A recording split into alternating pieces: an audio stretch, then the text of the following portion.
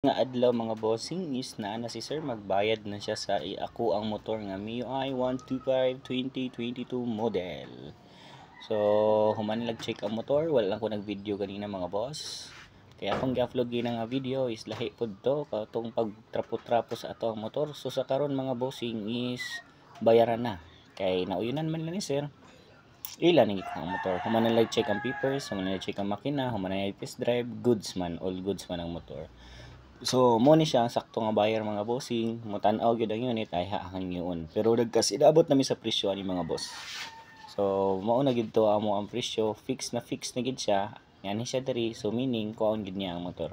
So ayun mga bossing, so uli na sila og Don Carlos karon.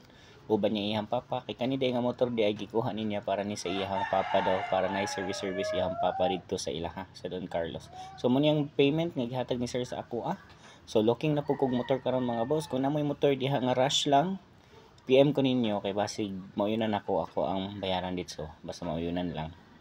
So sa karon mga bossing is i-rolling lang sa nato tong kwarta kay ginagawa naman ginansya sa motor. Hinahinay sa ta, hinahinay tagbangon kay para musaka ang atong investment na pod. So at least ang kwarta na ara di mawala. Yun ana ra na mga boss. Ato lang yung una-unaon nga everyday kakaon ta, mao ra gina siya, mabuhi lang ta adlaw-adlaw, bahala ginagmay ginansya basta limpyo atong panginabuhi. Ana ra ang sekreto sa kinabuhi mga bossing.